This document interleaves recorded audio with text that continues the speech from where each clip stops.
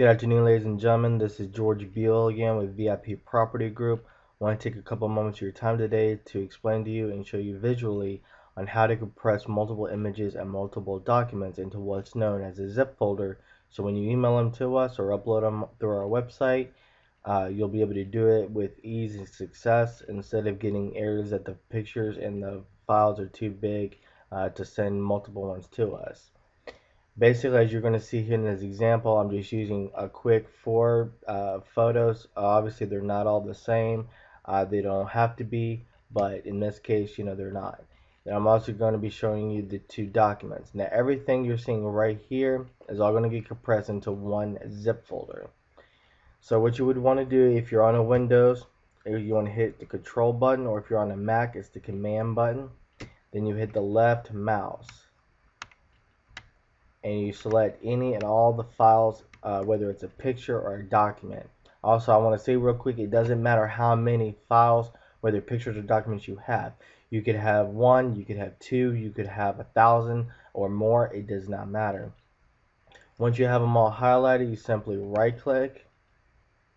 Okay, so for some reason it unhighlighted it, so we'll highlight them again real fast. Don't worry, that does sometimes happen. Okay, so now that they're all highlighted again, we'll right click, and right here you're going to see send to, and you got a bunch of options over here. The one you want to select is compressed zip folder. I hit that, and as you see, since these files really ain't all that big, it compressed it real quickly into this folder. Now, since the first file that I had chosen was this little house right here, and it had the number 2 on it, that's the name it automatically assigned the folder. Now, if you want to be real organized and less complication down the road with a headache on trying to remember, okay, what does this zip folder contain, what does this one contain, etc., it's very easy on how to change it. All you got to do is left click on it once,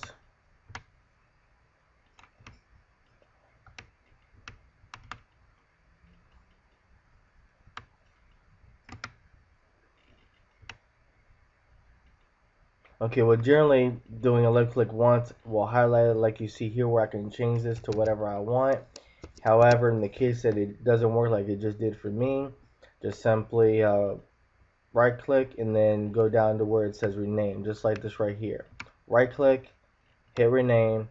Now let's say, since you're a bird dog for VIP Property Group, let's say that all these files and pictures have to do with property on 123 Elm Street. So you simply just type in 123 Elm Street and then hit enter. Now, as you can tell, all the files and folders, or all the files and documents that would be in this zip folder, all are in regards to 123 Elm Street.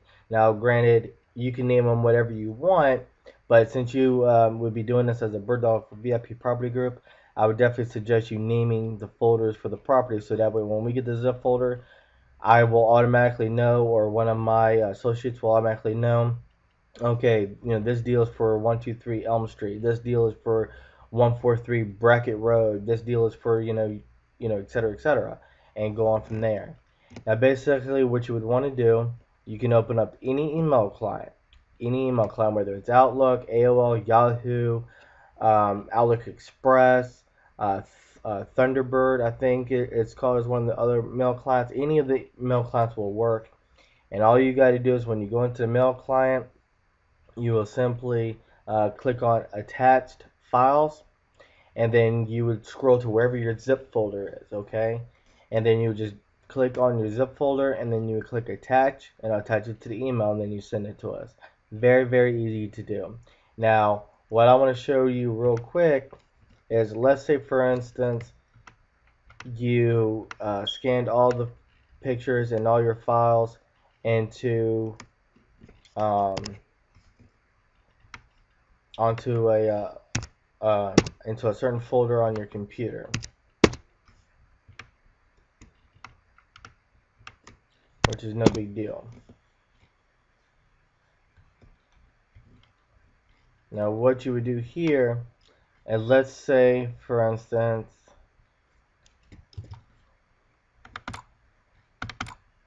that you want a couple of these pictures, okay? Now what I'm going to do is, let's say for instance you scan all these, and let's say these 5 pictures here in this document all contain to one property. It's the same exact thing as if it was on your desktop. You highlight them, you right click, select send to, compress folder, and voila. As you can see, the compressed folder is there. Now let's say again this is for 123 Elm Street. You just simply change the name to 123 Elm Street, and there you go. There's a compressed folder. Now let's say, for instance, you want to know how this actually opens. What I would do is I'm going to Control C. I'm going to go to New Folder. I'm going to just leave a really quick zip. I'm going to open it. I'm going to Control V to paste the zip folder into here. Now, let's say, for instance, we send you a zip folder. Okay? For you to be able to open, you can do it one of two ways. You can either just double click on it, and right here is all the files and stuff. As you can see, it's taking a minute to load, and boom, there it is. There's the picture. Now let's say you wanted to unzip it from the zip folder. Simply right click on it, choose this option, extract all. It'll ask you where would you like the files to be extracted to. For this intent and purpose right now, I'm just going to let it choose to go into the folder I just created for the zip folder. But you can put it on your desktop, you can put it in another folder, on a flash drive, it doesn't matter. You would just click on browse and go through here to wherever you want it to go to. Once you have that all done, you just hit the extract, and right here you can see here's the unextracted folder.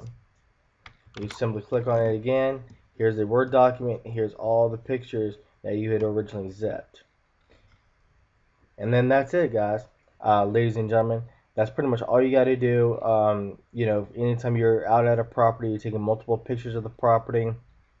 You know, definitely, again, as mentioned in the other YouTube video, you would want to take as many photos as you can of the property if you're able to. If you're out and about and you happen to see a property that you think we would like, but yet you don't have a camera on you and everything. I mean, granted, everyone's got a cell phone just about nowadays, but in the event that you don't have a camera, your cell phone's not working, whatever the case may be, just simply get us the address and we can take it from there. A lot of times homeowners are in the position to be able to provide us pictures.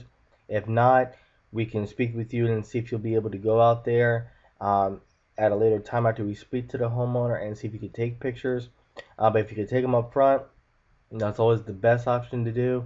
Because with that said, when we go to the homeowners and say, hey, I'm George with VIP Property Group, I'm a nationwide home buyer, I'm looking to purchase more properties in your area.